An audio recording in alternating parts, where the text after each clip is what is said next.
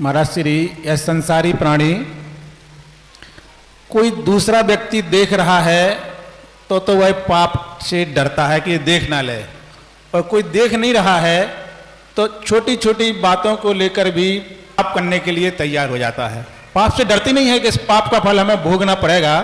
कोई नहीं देख रहा है तो कर्म तो हमें देख ही रहा है और उस कर्म का फल हमें ही भोगना पड़ेगा, उस बात से डरता नहीं है।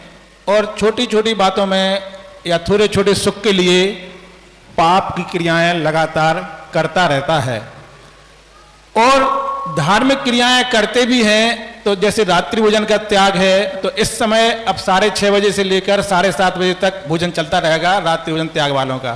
तो इस समय तो संध्या काल में भोजन और जीव की उत्पत्ति सबसे ज्यादा होती है, तो उसका त्याग माना जाएगा क्या? ऐसा हमारा जिज्ञासा है। इसी प्रकार से भोजन पानी में, पहनने में पाप की क्रियाएं करता रहता है, लेकिन ये नहीं सोचता कि इन पाप का फल भोगने वाले हम ही होंगे। क्या उसको कर्म सिद्धांत पर विश्वास नहीं है? जिसके मन में ये भाव आ गया, कोई नहीं देख रहा है, उसके लिए मैं 2 ऐसे व्यक्ति देता हूं जो सदा देखते हैं।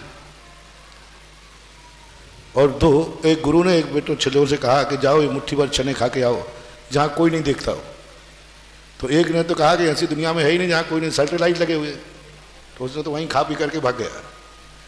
दूसरा सारी दुनिया में घूमता रहा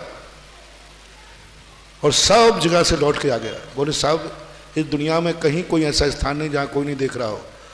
बोले जहां मैं गया 2 भूत मेरे पास लगे रहते हैं सदा। तो गुरु कहते कौन से भूत है? मैं भूतों का नाथ हूं। बोले साहब वे भूत तो आप भी नहीं उतार पाओगे, वो तो आपको भी लगे। बोले नाम बताओ। बोले पहला भूत है भगवान और दूसरा भूत है स्वयं की आत्मा। कोई कुछ भी कितने छुपाए, स्वयं की आत्मा तो देख रही है, और दूसरा सर्वज्ञ भगवान तो देख रहा है। इससे अच्छा देखने वाला कौन है? इससे अच्छा स्पष्ट देखने वाला कौन है? ये 2 आत्माएं जब देखती हैं तो इनकी साक्षी बनती है, तो अपने परिणामों को कहीं ना कहीं किसी रूप में, और सबसे बड़ा है कर्म का परिपाक को देखा जाता है।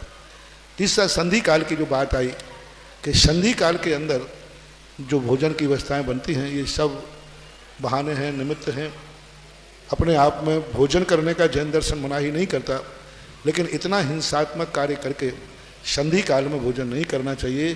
अंधेरा होने के पहले पहले कायदा से तो हमारे यहाँ सूर्य अस्त से जघन रूप से 24 मिनट पहले भोजन करने का प्रावधान है, कम से कम, अधिकतम 48 मिनट पहले, इतना कहा गया।